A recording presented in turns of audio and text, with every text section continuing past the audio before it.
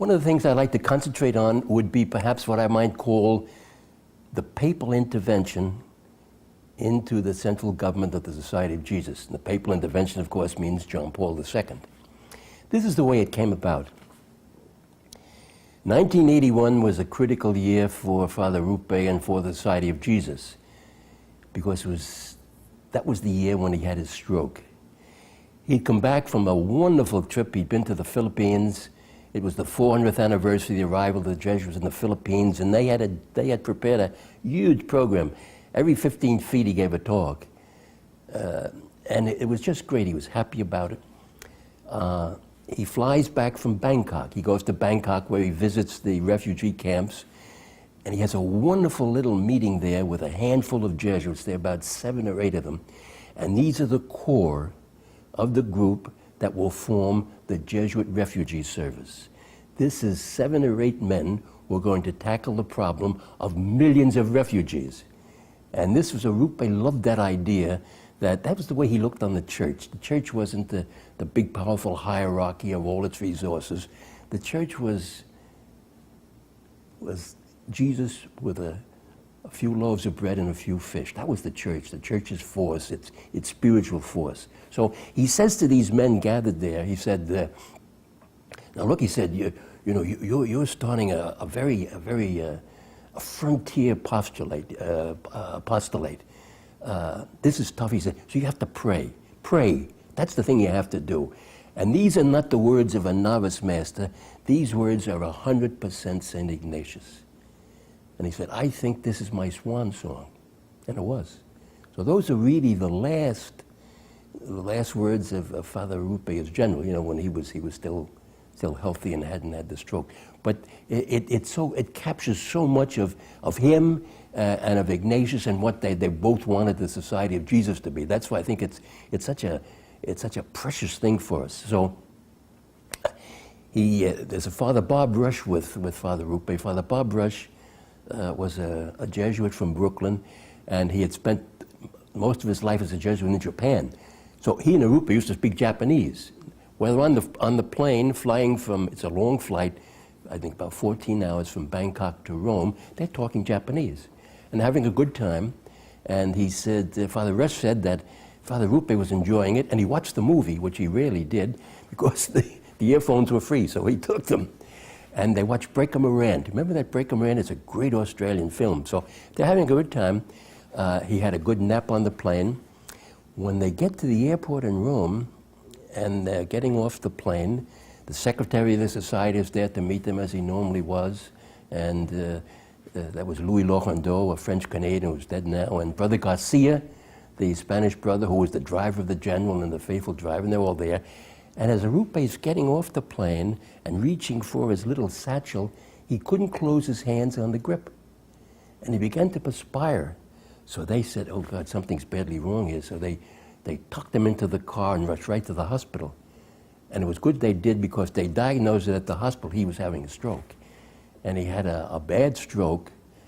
It was a thrombosis, cerebral thrombosis. It was the carotid artery here, the left side. The flow of blood was stopped for God knows how long, and it attacked the left side of the brain, which meant the right side of the body. It really incapacitated Father Arrupe. After that stroke, he could never read again. I couldn't convince people of that. He couldn't read. He couldn't write spontaneously. He learned to copy his name. He couldn't use his right hand, so he learned to copy his name, Pedro Arrupe, with his left hand. And it affected his speech badly, so that the 7 languages he used to be able to speak fluently, he couldn't speak anymore. All he could speak was Spanish, and that was very hard to understand. We didn't realize at first the extent, the gravity of the stroke, but it really was a serious thing. So that was on August the 7th, 1981, and it happened at Fiumicino at the Roman airport. So as I say, they rushed him out to the hospital, where he used to go for his checkup, and they had all his records, so they could go to work right away, and they gave him medication to stop any further damage. Then we talked it over back at the Curia, and we had a wonderful man, a man named Father Abellan, Pedro Abellan, a Spaniard, who was our Procurator General. He's your official representative to the Holy See, a man of great experience. And he said to me, he said, now, Father Arrupe is the general, obviously. You, Father O'Keefe, he's appointed you the Vicar General until the end of August. This was now August, the stroke was August the 7th.